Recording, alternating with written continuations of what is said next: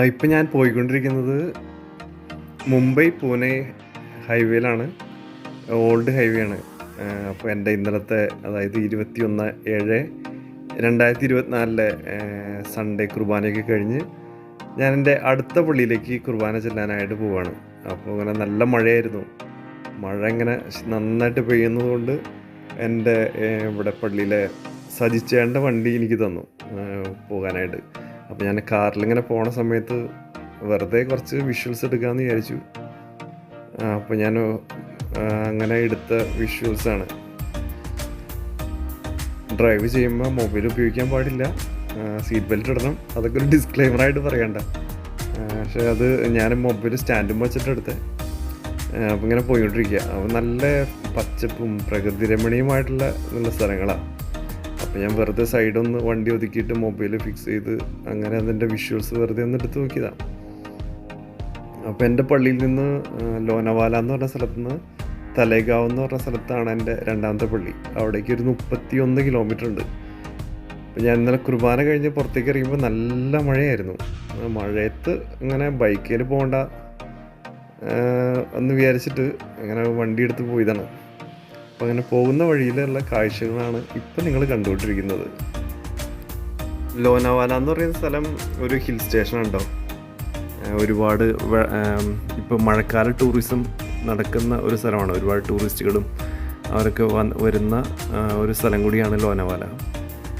അപ്പോൾ റോട്ടിൽ പൊതുവേ നല്ല തിരക്കാണ് ഈ സമയത്ത്, പ്രത്യേകിച്ച് ഈ മഴക്കാല സമയങ്ങളിൽ. പിന്നെ കുറേ വെള്ളച്ചാട്ടങ്ങളും അതൊക്കെ പോകുന്ന വഴിയിൽ കാണാൻ പറ്റും. അത് ഭയങ്കര ഒരു കണ്ണഞ്ചിപ്പിക്കുന്ന കാഴ്ച തന്നെയാണ്. വണ്ടി ഡ്രൈവ് ചെയ്ത് പോകുമ്പോൾ നല്ല രസമാണ്. സൈഡിലൊക്കെ പച്ചപ്പൊക്കെ നല്ല പച്ചപ്പ്. ഈ പച്ചപ്പ് ഞാൻ ആഫ്രിക്കയിലേ കണ്ടിട്ടുള്ളൂ. ആഫ്രിക്കയിൽ മഴയൊക്കെ പെയ്തിരുന്ന സമയത്ത് ഫസ്റ്റ് മഴ ഒക്കെ കഴിഞ്ഞ് കഴിയുമ്പോൾ ഉള്ളൊരു പച്ചപ്പുണ്ട്, അത് നല്ല രസമാണ്. അതുപോലത്തെ ഒരു ഫീലാണ് വണ്ടി ഓടിക്കുമ്പോൾ കിട്ടുന്നത്, ഈ സൈഡിൽ പച്ചപ്പൊക്കെ കാണുമ്പോൾ. പിന്നെ റോഡെന്ന് പറഞ്ഞാൽ നല്ല റോഡാണ്, സ്ട്രെയിറ്റ് റോഡായതുകൊണ്ട് വണ്ടി ഓടിക്കാനൊക്കെ നല്ല രസമാണ്. പക്ഷെ നമ്മൾ ശ്രദ്ധിച്ചില്ലെങ്കിൽ ഈ ബൈക്കുകാർ പണി തരും. ബൈക്ക് ഒരുപാട് നല്ല സ്പീഡിലൊക്കെ ആൾക്കാരിങ്ങനെ പിള്ളേർ സെറ്റ് അങ്ങനെ വണ്ടിയൊക്കെ എടുത്ത് പോകുമ്പോൾ അവർ കൊണ്ട് പണി തരാൻ സാധ്യതകളുള്ള റോഡ് കൂടിയാണത്. പിന്നൊരു പ്രത്യേകത കണ്ടത്, ഈ റോഡിൽ മഴ പെയ്യണ സമയത്ത് റൈറ്റ് സൈഡിൽ കൂടെ നമ്മൾ വണ്ടി ഓടിക്കുമ്പോൾ ഓപ്പോസിറ്റ് സൈഡിലെ റോഡിൽ നിന്ന് വണ്ടികൾ വെള്ളം സ്പ്ലാഷ് ചെയ്യണ പരിപാടിയുണ്ട്. അത് നേരെ ക്ലാസ്സിലേക്ക് വന്ന് വീഴുന്നൊരു കാഴ്ച കണ്ടിട്ടുണ്ട്. അതല്പം ഡേഞ്ചറസാണ്, പ്രത്യേകിച്ച് ബൈക്കിലൊക്കെ പോകുമ്പോൾ നേരെ മുഖത്തേക്ക് സ്പ്ലാഷ് ചെയ്യും. അങ്ങനത്തെ ഒരു പ്രശ്നമുണ്ട് ഈ റോഡിൽ. പിന്നെ എല്ലാ റോഡിലും കാണുന്ന പോലെ തന്നെ വണ്ടികൾ ബ്രേക്ക് ഡൗൺ ആയിട്ട് അവിടെ ഇവിടെയൊക്കെ കിടക്കുന്നുണ്ട്. പള്ളിയിൽ നിന്ന് ഏകദേശം 45-40 മിനിറ്റോളം എടുക്കും യാത്ര. ഞാൻ ഫുൾ വീഡിയോ ഒന്നും എടുത്തിട്ടില്ല, ഞാനൊരു 4.5 മിനിറ്റ് എൻ്റെ വീഡിയോ മാത്രമേ എടുത്തിട്ടുള്ളൂ. അപ്പോൾ ജസ്റ്റ് വെറുതെ ഒരു രസം തോന്നിയപ്പോൾ എടുത്തൊരു വീഡിയോ ആണ്, അതിൽ പ്രത്യേകിച്ച് ഒന്നുമില്ല. പിന്നെ ചില സമയങ്ങളിൽ ഈ റോഡ് നല്ല ബ്ലോക്കാണ്, ഒരു രക്ഷയുണ്ടല്ലേ. നമ്മൾ മണിക്കൂറുകളോളം റോട്ടിൽ കിടക്കേണ്ട ഒരു അവസ്ഥയും വരാറുണ്ട്. പിന്നെ ക്രോസ് റോഡ്സുകളുണ്ട്, അപ്പോൾ അതിനകത്ത് ആൾക്കാർ വണ്ടി ഒരു സിഗ്നൽ ലൈറ്റുകളും കാര്യങ്ങളൊന്നും പ്രോപ്പറായിട്ട് ഇല്ലാത്തതുകൊണ്ട് വണ്ടി സൈഡ് റോഡിൽ നിന്ന് മെയിൻ റോഡിലേക്ക് എടുത്തിട്ട് അങ്ങനെ അപകടങ്ങൾ ഉണ്ടാകാറുണ്ട് ഈ റോഡിൽ. നമ്മുടെ പള്ളി ഏകദേശം എത്താറായിട്ടോ.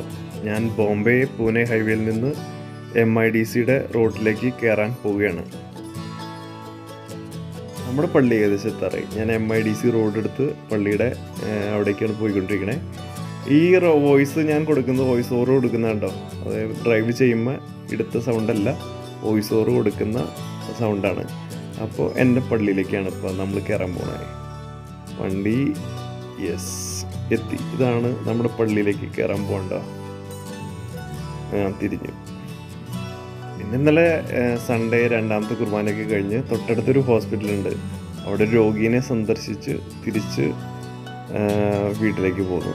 തിരിച്ചിവിടെ എത്തിയപ്പോൾ ഏകദേശം ഒരു 4 മണി ആവാറായി. ഇതാണ് പള്ളി. അപ്പോൾ താങ്ക് യു ഫോർ വാച്ചിങ്.